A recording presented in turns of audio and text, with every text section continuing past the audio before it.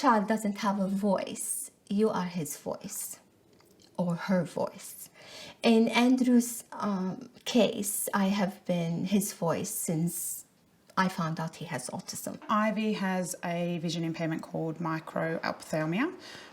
She was diagnosed at her 8-week paediatric appointment, and I'm Ivy's advocate for now until she can talk and tell everyone else what's going on. I go on his behalf to organizations, I go on his behalf to the government, I go on his behalf to schools. Once you get over the initial shock, and you've got to get over that first, you need to get out there and find all the resources that you can to actually help your child.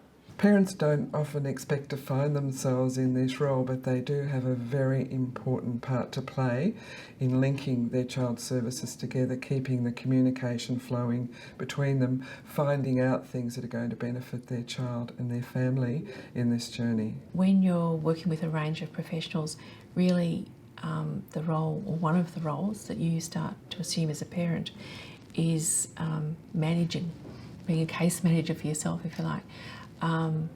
Managing the information from one professional, linking that with information from another professional. Ideally, professionals should be talking to each other and helping you do that.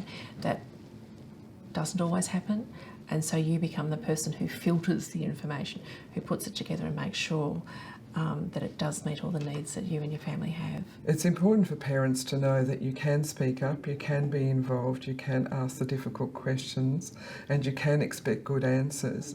You can persist until you receive those answers. There's lots of information out there and lots of different specialists. I would suggest to find the paediatrician who's best for you, the doctor who's best for you, your child, I should say, actually, and who has a holistic approach to the whole family. I joined a Yahoo group with her particular condition and got a lot of information from people who were actually vision impaired and also parents. And then I actually got on a plane and went to America to a conference, took her along and met families and other people and doctors and all that kind of stuff. And then when I came back, I was ready to go, okay, this is what I need to do with her. This is what she possibly may have. One of the things that it can be really helpful is always keeping a copy of any report you get. You can file it in a shoebox. You don't have to have a sophisticated filing system, but have one place where you put all the stuff that's about your child, because you're going to have to keep coming back and forth to that box of information. Putting into that, the name of the therapist you saw at whatever centre, or the name and date that you talked to somebody. You're keeping a bit of a journal, if you like, about who it is you're talking to, because you'll find that you're talking to lots of different people in different places. When looking at determining what you might need and what your child might need, it's important to look at or to think about your family and what will also fit your family. So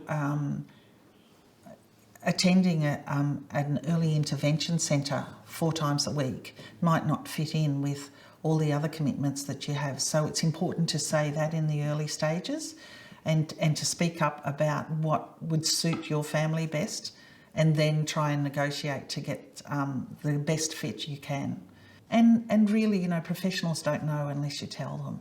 There are organizations that support you if you, as a parent, feel like you're not getting what you need for your child. You're trying to get services, you're trying to get funding, but you're not getting it. A good organization that comes to my mind is Valid, where they do come with you to meetings and help you and support your child or your young adult in getting the services or the path that they need for their life.